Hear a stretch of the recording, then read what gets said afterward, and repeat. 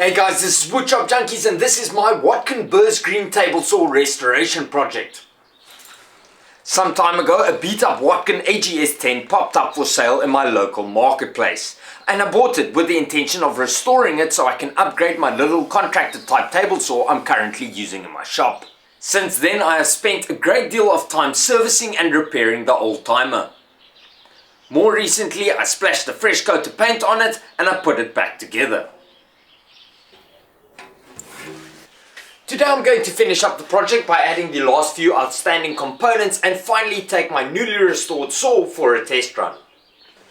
First up is the height and angle adjustment handles that I didn't get to in my last video. When I got the saw it was missing one of its original handles and in its stead was fitted with a very poor modification. Luckily I managed to track down a better but not perfect handle that I had to have sleeved to fit the saw.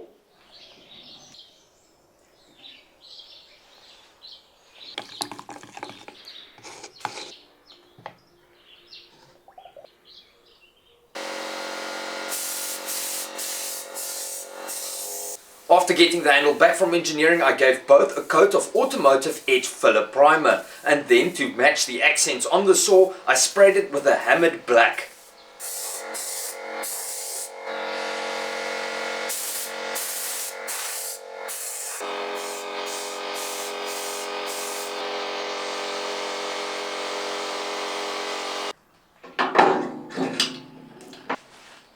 Now unfortunately at this point the two handles are still mismatched, so I will be keeping an eye open for an original replacement, but for now this will have to do.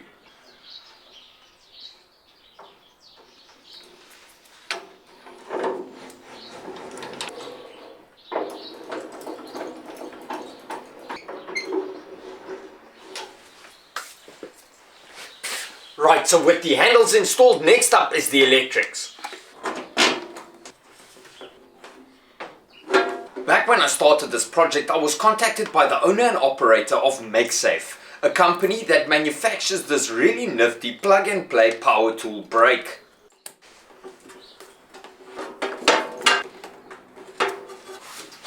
Right, so what this is an industrial power tool brake, and you pretty much run power to your motor via this unit. Then when you switch the saw off, the unit ramps the motor down to a standstill in a much quicker time, a time that can be adjusted or calibrated using the set screws on the side of the unit.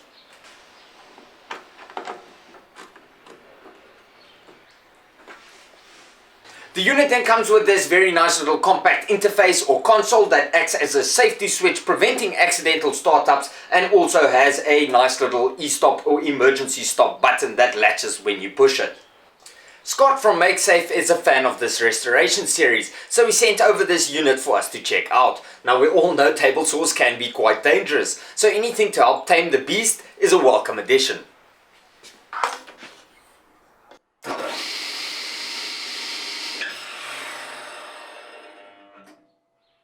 So I want to give a massive thank you to Scott and MakeSafe for helping me to make this a one-of-a-kind restoration. He also asked me to mention that he offers huge discounts for publicly funded schools. So if you guys want to know more about the product, availability or anything else, all the relevant links will be down below. Next up, I need to find a mounting place for the console. Now originally I wanted to fix it over here, nice and easy, but I don't like it being that low. Instead I would prefer to have it over here. But to mount it over here, I'm going to have to make a bracket. For the bracket, I used 3mm galvanized sheet because it's thin enough to manipulate with limited tools but strong enough to do the job. I then marked all the cut and bend lines before cutting out the bracket with my grinder.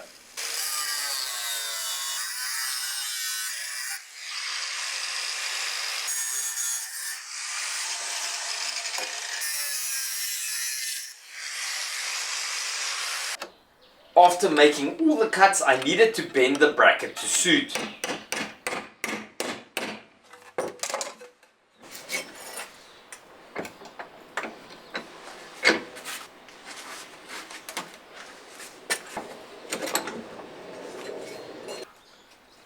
I used my vise and a variety of tools to create the bends, like using a bearing to create a longer curve.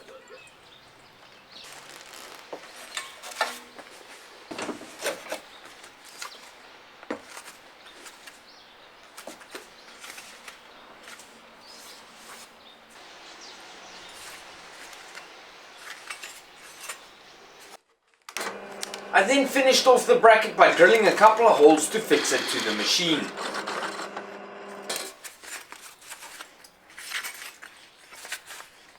So the holes I made in my bracket are to correspond with already existing holes in the top. For example, this one on this side is to match up this hole where the table extension fixes onto the main table. Then on the opposite end, I'm going to be fixing the plate to these two tapped holes over here, which I'm assuming is for some kind of table expansion module or attachment.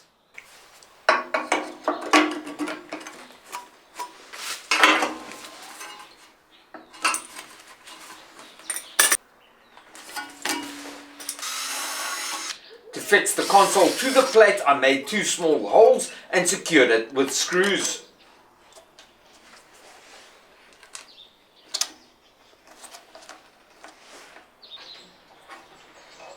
And I could then route the wiring to make it less visible.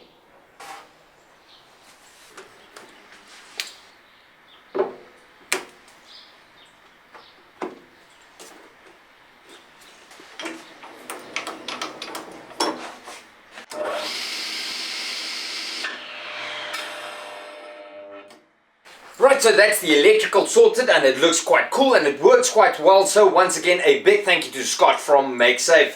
Next, I need to jump on the saw fence, but before I can work on the fence, I need to install the fence rails. Now the rails were in bad shape, just like the saw was, so I really was just hoping for the best. I started by coating the rails with thinners to loosen up surface deposits like paint and dirt, allowing me to remove it using my drill and a wire brush.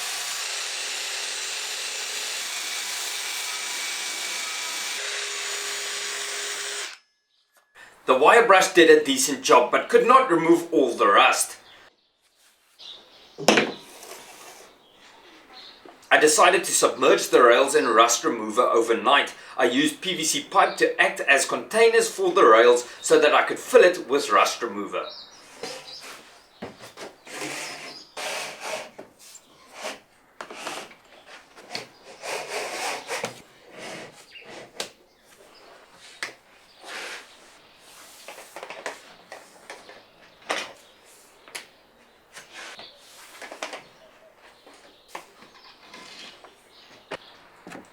To strip the rust, I used a vapor rust, which is a non-toxic, non-corrosive rust remover that I have found to work quite well. Now this is not a sponsored product, but I felt it was worth a mention because I've been using it throughout this restoration. I will also be adding it to my Amazon storefront if you guys want to check it out. The link will be down below. After 24 hours, I drained the rust remover and ran over it with a wire brush once more.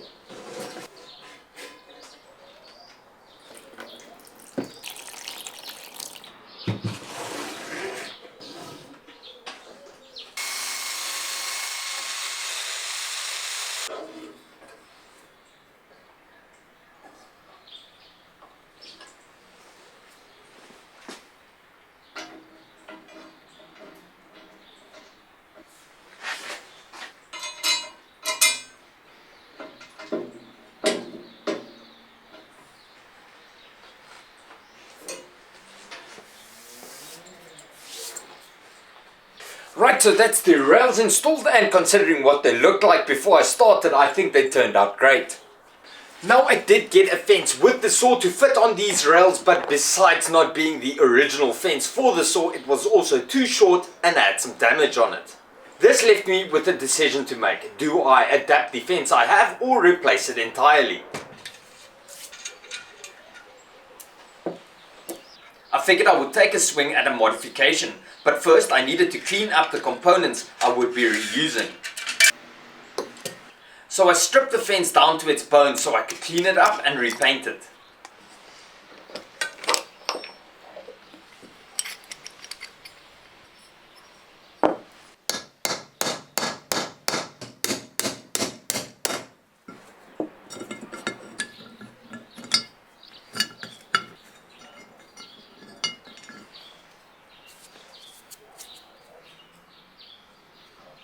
I used thinners to remove the surface deposits before submerging the components in rust remover.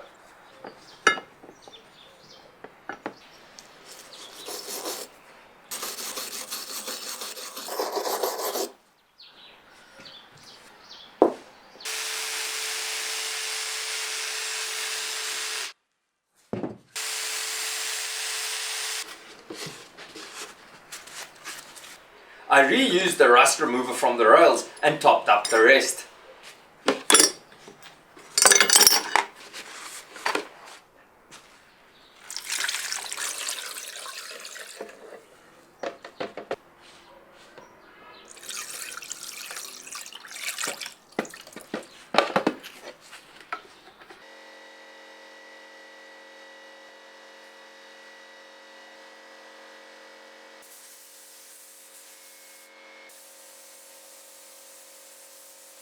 I painted all the components with a coat of primer and oiled the non-painted components.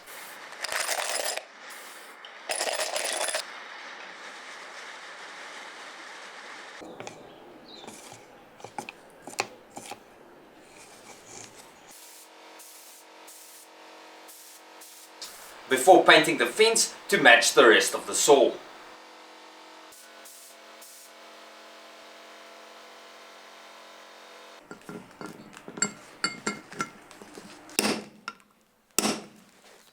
And with the paint dry, I reassembled the fence.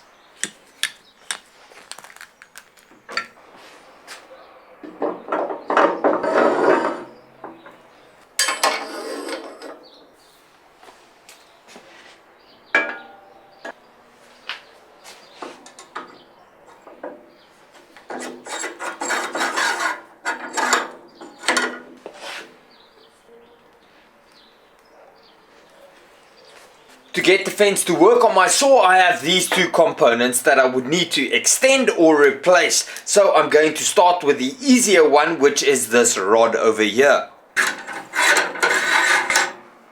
Now the rod only really has two features that I need to find a way to mimic. Firstly, this slot on the one end, and then the thread over here on this end.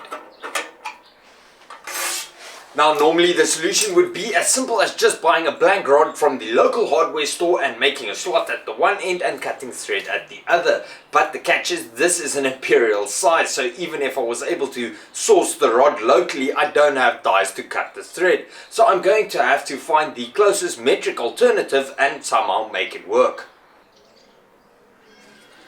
One size up was an 8mm rod, and before making the slot, I first created the flat surfaces with a file.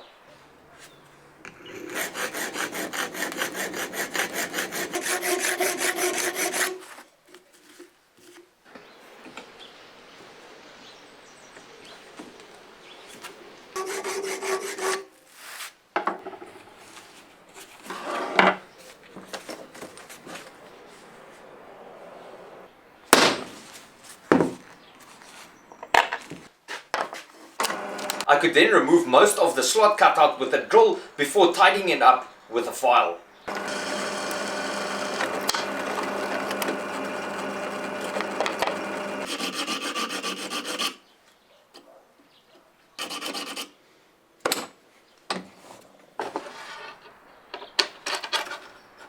The end of the rod needed to fit into a hole in the fence cap, so I used my belt sander to get the 8mm rod to spec.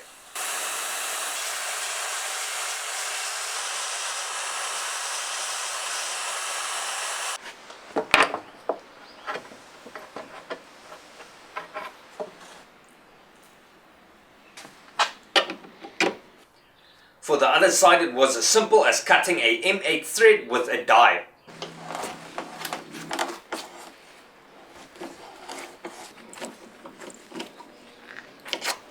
Right, so now I have a slightly longer version of the rod, but because it is slightly thicker, this component will need to be drilled out and a new thread will need to be cut so it can fit on there.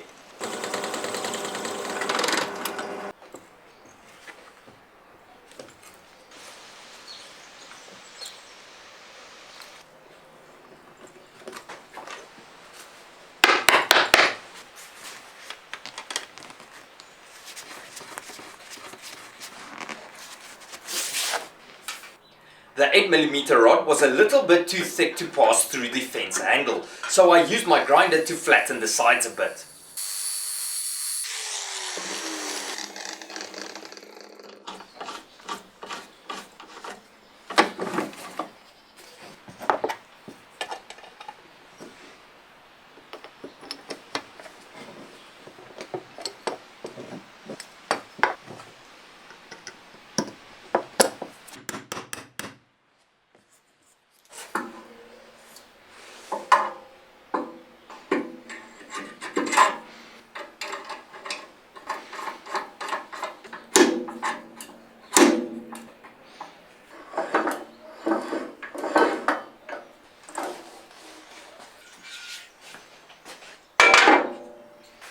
And that's the rod extended, and it looks like it might actually work just as well as the original. Next I need to extend this component, and for this one I'm not going to get too complicated. So to extend the fence I'm going to use HDPE plastics for the sides and for the center, and to strengthen the fence I'm going to use aluminium angles.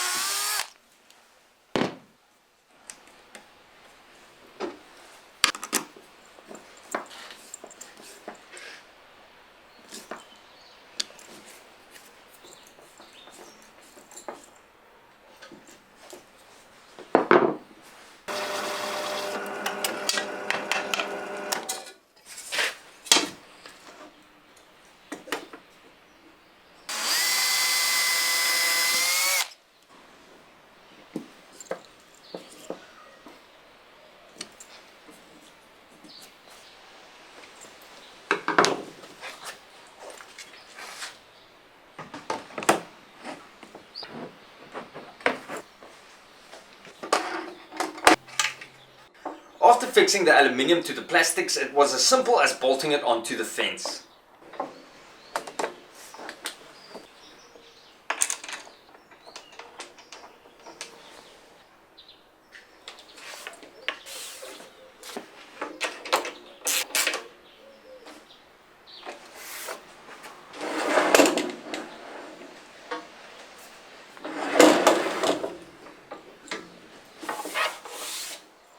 Right, so that is going to be my fence until I either track down an original or I decide to do a full conversion.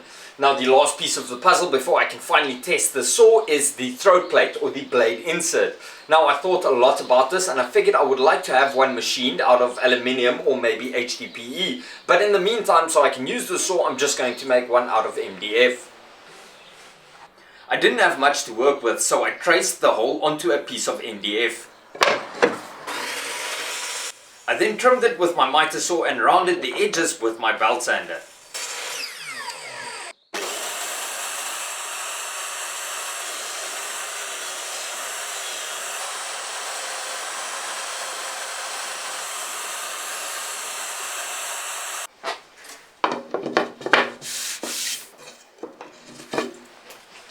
To get the depth right, I used my router before cutting the slot.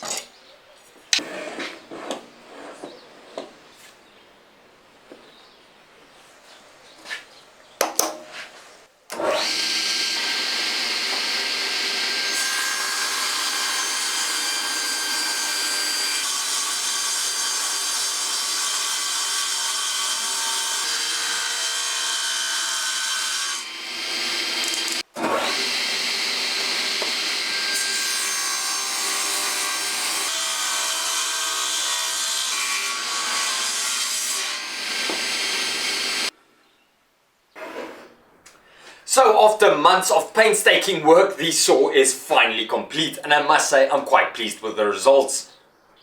Now you guys obviously noticed that the saw doesn't have a riving knife bracket or a blade guard, which is critical safety features, and I will be adding it at some point, but unfortunately the brackets I got with the saw is damaged and broken, so I'm going to have to manufacture replacements. In the meantime, the rest of the saw is pretty much finished and ready to be used. This saw has come a very long way since I first got it, and like I said, I'm quite pleased with the results, but I would love to hear what you guys have to say. Do you think all the time and effort that went into restoring this machine is justified? And out of interest, what do you think it would be worth? It doesn't really matter because I don't intend on selling it, but it would be interesting to hear what you guys have to say. And with that comes the end of this restoration series. I hope you guys enjoyed it. Thank you to everybody that has followed along. I have learned a great deal restoring this machine, and hopefully I can use those skills on projects going forward. For now, however, I'm going to say goodbye. Thank you so much for watching. Till next time. Cheers.